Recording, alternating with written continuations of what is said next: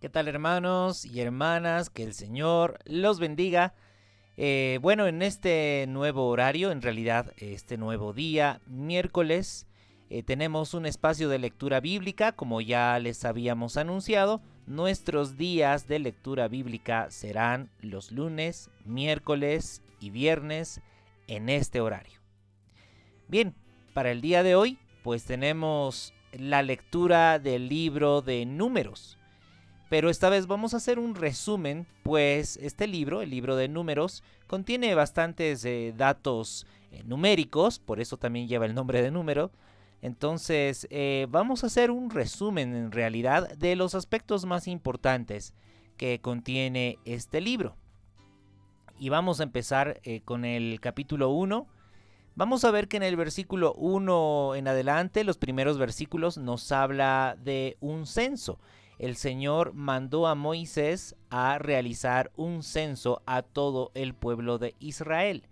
Entonces, vámonos con la palabra, dice así.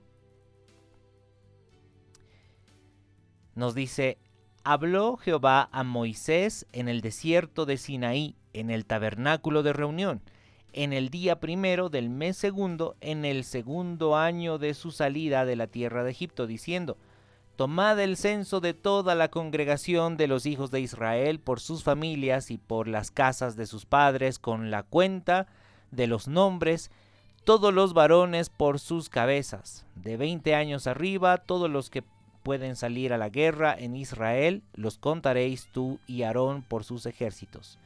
Y estará con vosotros un varón de la tribu de cada tribu, un jefe de la casa de sus padres. Bien, entonces continúa en el versículo 5 y en adelante en realidad tenemos bastantes nombres de las tribus de Israel, los hijos de las tribus, y más adelante vamos a tener también los datos numéricos.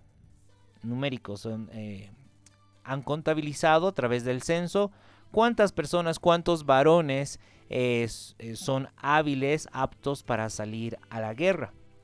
Algo tenemos que decir respecto al censo. Recordemos que en Éxodo habíamos visto que al Señor no es algo que al Señor le agrade que el pueblo de Israel haya hecho censos.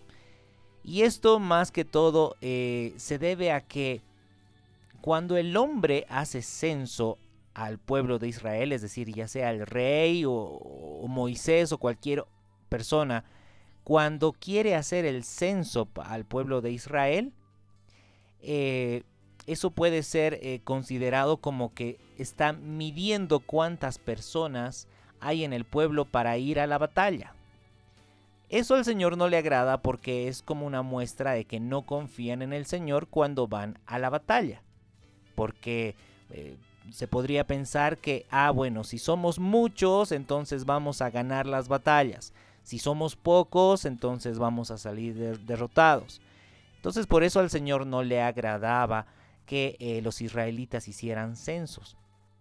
En este caso es el Señor mismo quien ordena a Moisés que contabilicen, pues estaban entrando a una nueva etapa para ver cuántos del pueblo de Israel estaban pues peregrinando, ¿sí? Caminando en el desierto, porque después vemos más adelante que no todos entraron a la tierra prometida, sino solamente unos pocos de toda esa generación, de la generación que salió de Egipto.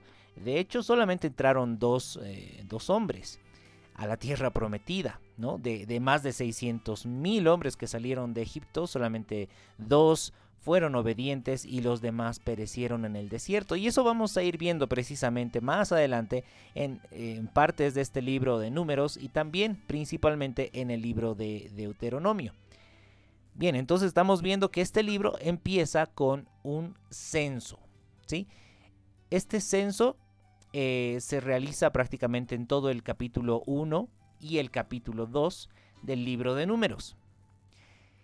Vemos después en el capítulo 3 aspectos bastante interesantes también. Por ejemplo, uno de los hechos sobresalientes es el pecado de de Nadab y Abiú, quienes eran hijos de Aarón.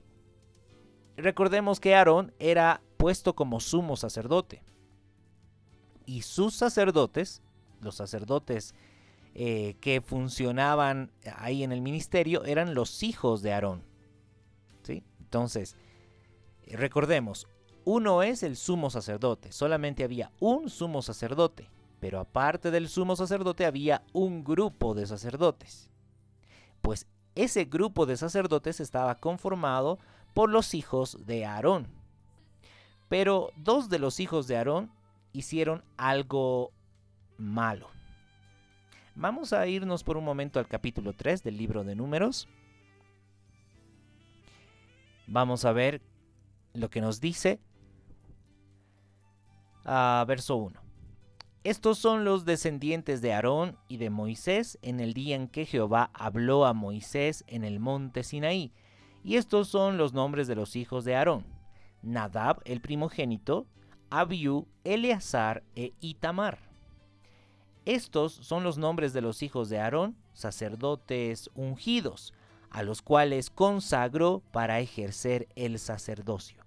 Pero Nadab y Abiú murieron delante de Jehová cuando ofrecieron fuego extraño delante de Jehová en el desierto de Sinaí, y no tuvieron hijos. Y Eleazar e Itamar ejercieron el sacerdocio delante de Aarón su padre.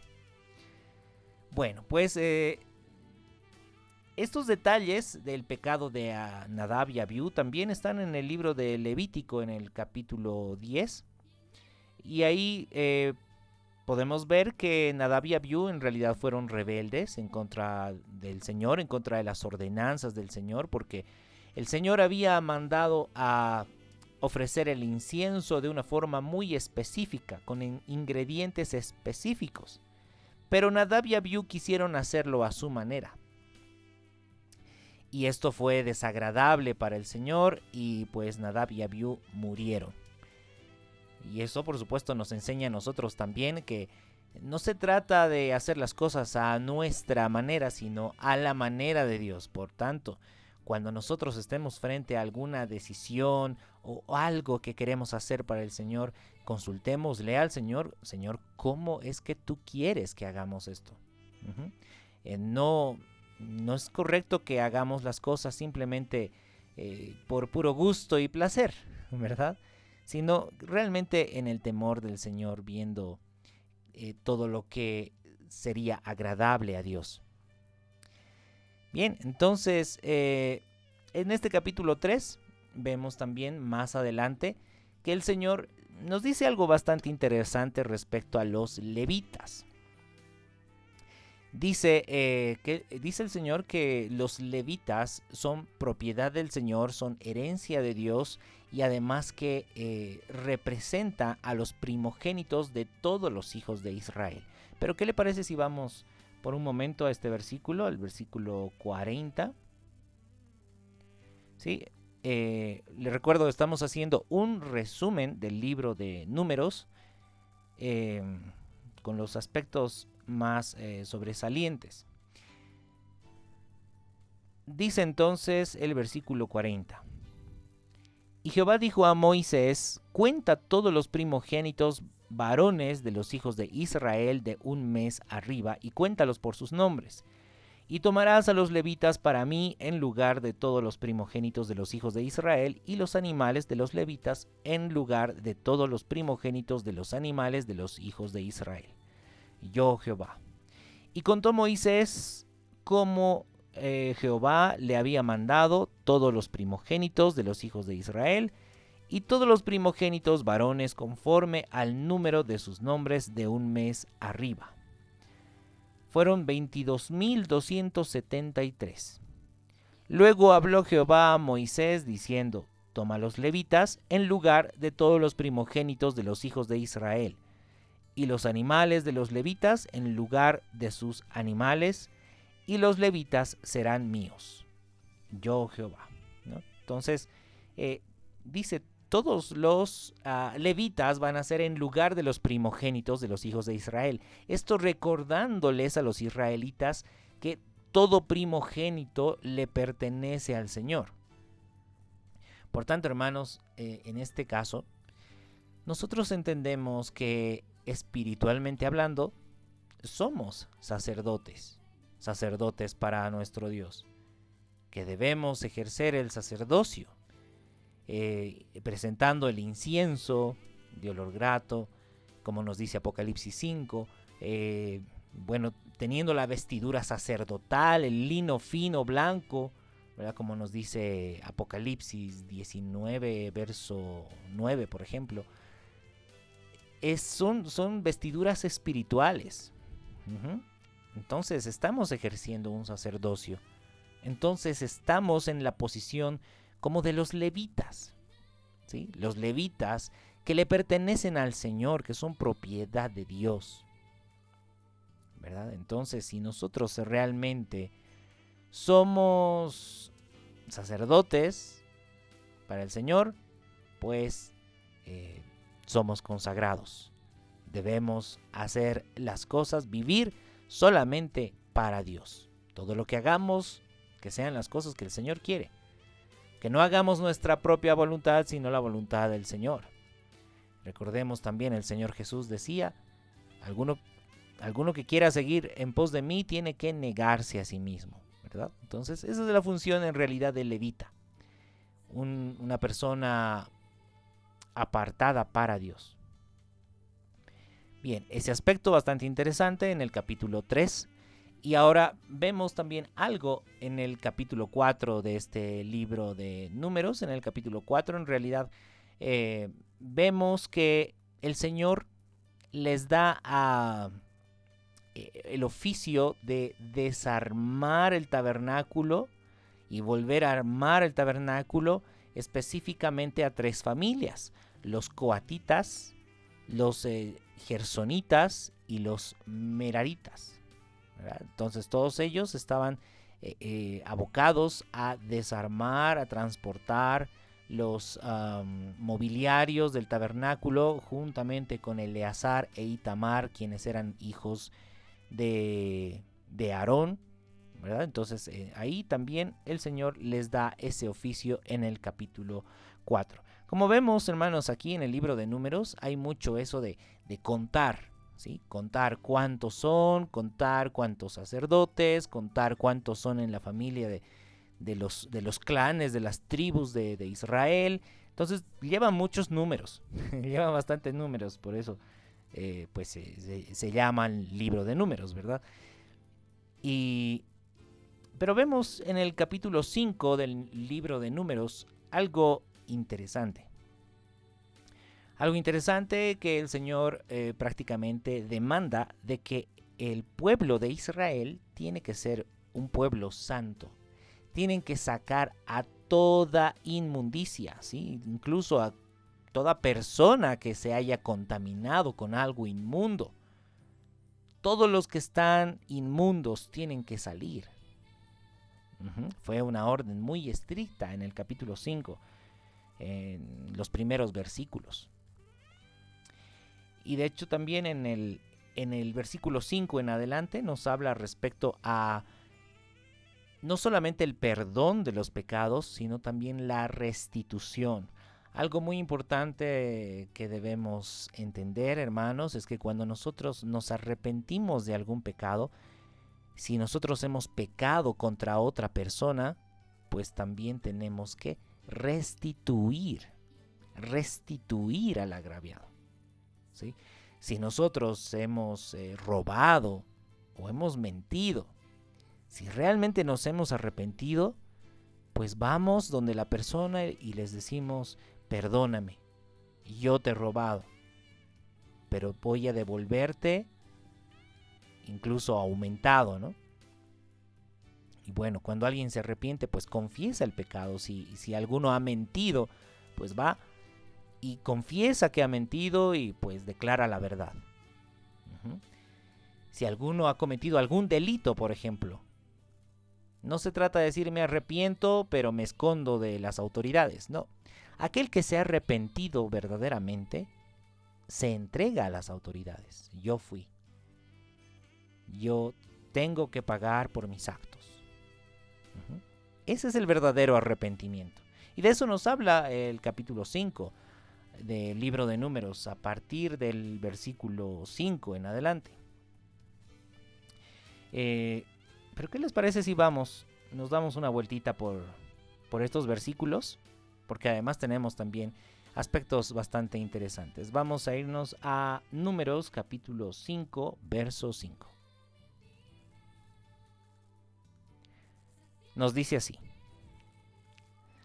Además habló Jehová a Moisés diciendo: Di a los hijos de Israel: El hombre o la mujer que cometiere alguno de todos los pecados con que los hombres prevaricaran contra Jehová y delinquen, aquella persona confesará el pecado que cometió y compensará enteramente el daño, y añadirá sobre ello la quinta parte, y lo dará a aquel contra quien pecó.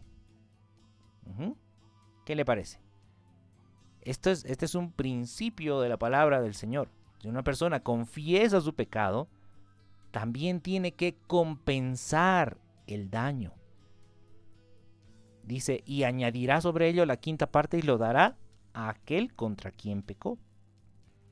Y si aquel hombre no tuviere pariente al cual sea resarcido el daño, se dará la indemnización del agravio a Jehová, entregándola al sacerdote, además del carnero de las expiaciones, con el cual hará expiación. Entonces, si no se pudiera resarcir el daño a la persona como tal, en el caso de un asesinato tal vez, me imagino, entonces se debe entregar la compensación al templo del Señor. Dice, se entregará al sacerdote. Pero de cualquier manera esa persona tiene que resarcir los daños, de cualquier manera esa persona tiene que manifestar su arrepentimiento, ¿sí? Manifestar, eso es lo importante. No es simplemente decir, Señor, me arrepiento de mis pecados, perdóname, gracias, amén. No. Además hay que resarcir el daño, compensar el daño, principalmente cuando hemos cometido algún pecado contra nuestro prójimo o contra nuestro hermano. No basta decir, Señor, tú conoces mi corazón.